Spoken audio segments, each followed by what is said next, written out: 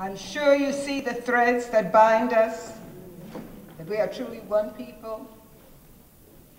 El Lundell was my student. Dr. James McIntosh was my student. And then El Lundell became a student of Dr. Turner. Principal of this school, Mr. Gassaway, was my student in graduate school. There is a thread that binds us. A part of the spool that the thread is on is Susan Taylor. If we're the thread, she's the spool. And it is my pleasure to recognize Susan Taylor.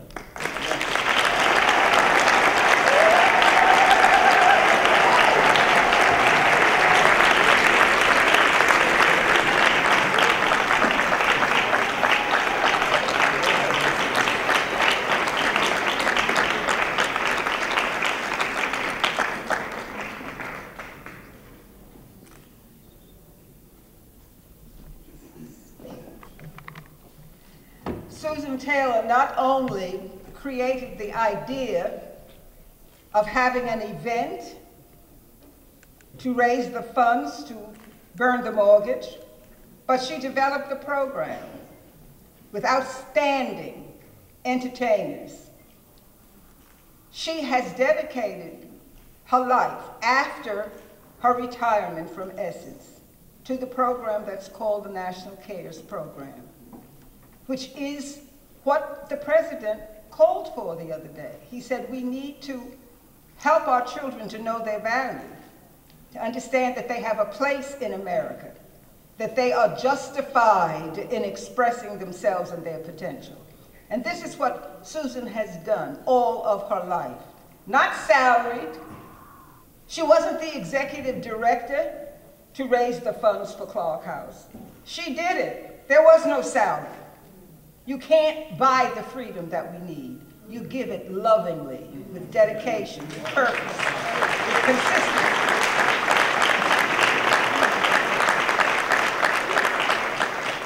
And she has done that for so many people. She has truly been a sister-daughter to me, as has Dr. Traynor. Sister daughters. I have a lot of sister daughters. I have some sister sisters, and I have some sister granddaughters. But she is truly a sister daughter.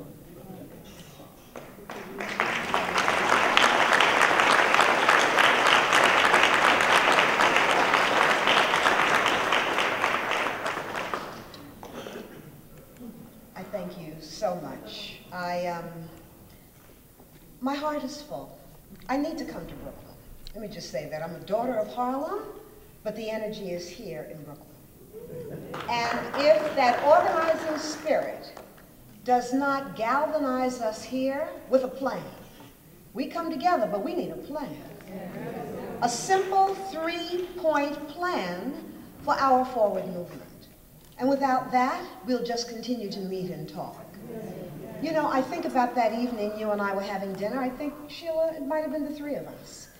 And I asked Sister Adelaide how she was doing, and she told me her worry was about Clarke House. I had never raised a dime in my life, and the person who Lundell was speaking about, Ed Lewis, is here. Stand, Ed. Co-founder of Essence Magazine. Ed Lewis.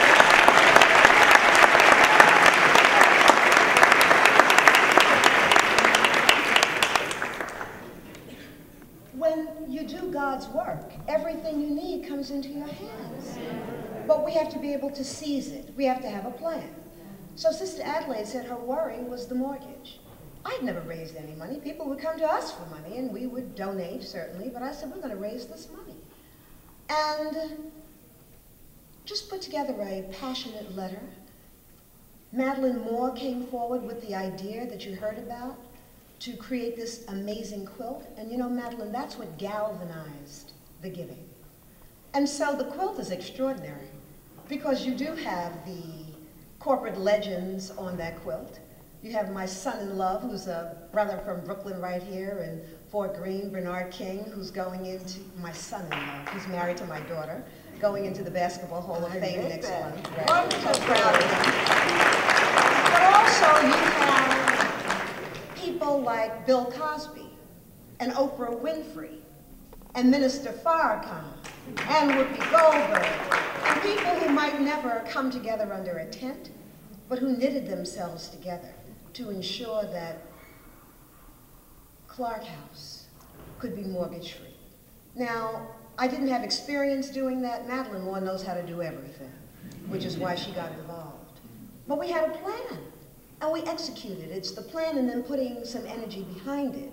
And if it elevates the people, if it serves the children, the Holy Spirit's going to open the way, and that's what happened. And so Oprah sent 10,000, the Cosbys sent 15, Denzel Washington and Pauletta sent 15, Lena Horne.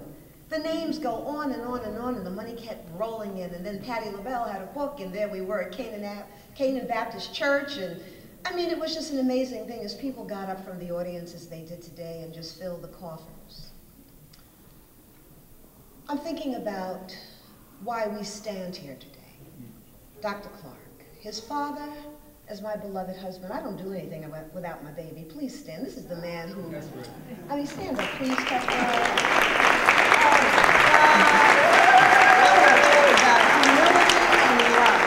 Humility and love. I just love you so, so much.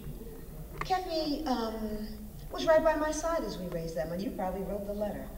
But I'm thinking about what Dr. Clarke's father said to him, which is what Kefra reminded me of just now, that his father wanted him to be a farmer. He wanted him to plant seeds in the Alabama soil. But he planted seeds in us. He wanted him to own land. And now there's a building that is owned in his name. And I just ask, because there's a part of me that is overjoyed, but I'm also frustrated and really tired. But I have to say to myself every single day, this is not the rough side of the mountain. That's right. Yet we have to know our history and what our people struggled through, what they suffered through. We have scholars standing right here facing you, standing before you. This is not hard, what we have before us. There's no young person out here, no brother with a gun on his hip or sister with a knife on in her pocket who has an education and a way forward. There's nobody who's trying to kill anybody who has hope for their own future. So what we have to do is really knit ourselves together in a very purposeful way, with a plan. You know, Kevin, what was the term you just used about holding back our money? I love that term.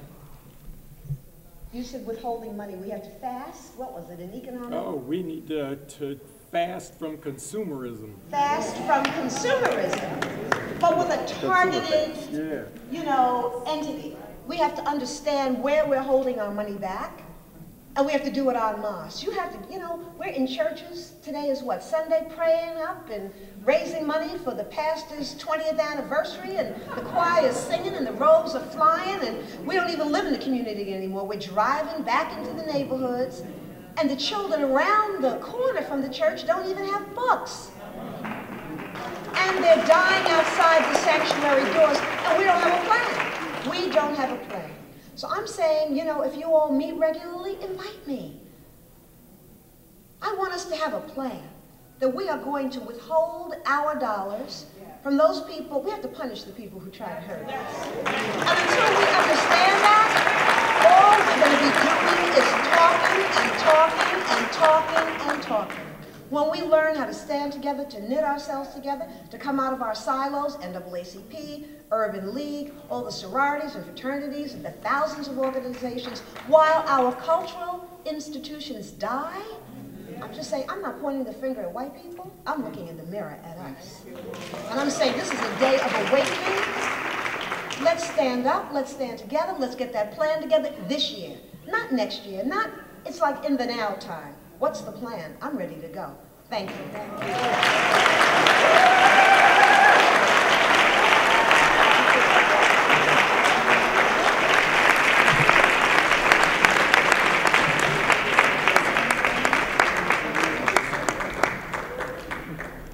Sister Betty Dobson, co-founder of CMOTAP, will be presenting a special award of this evening to Sister Viola Plummer.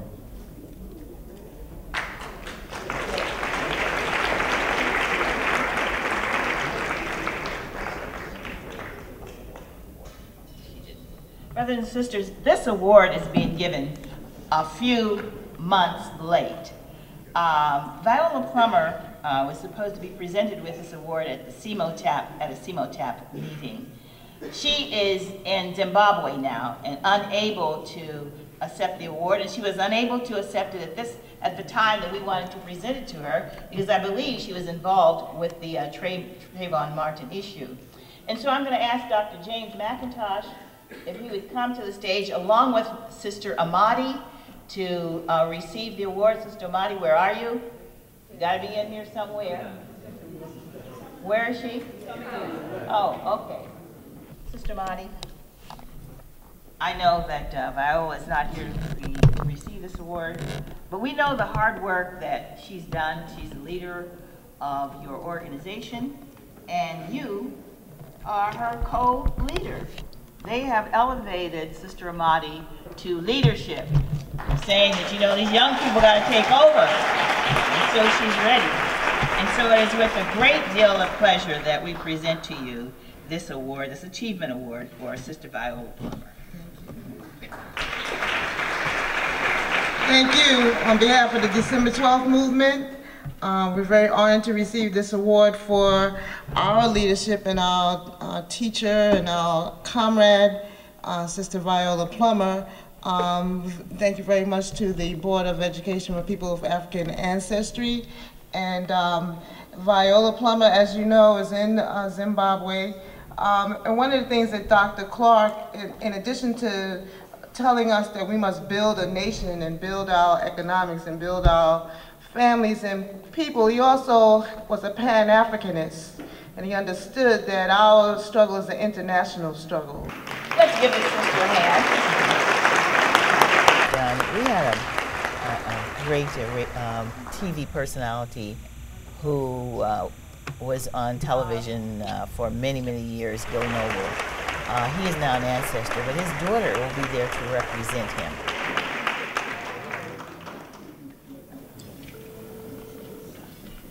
This is a surprise, a huge surprise. I'm deeply honored and I'm humbled. Adelaide, Dr. McIntosh, Betty Dobson, again, these people, many more, Susan Teller, these were his family. This is where he always went. He was never home. And to see these people before me and honoring my father touches me. I don't think you can understand how much it touches me. So I thank you from the bottom of my heart.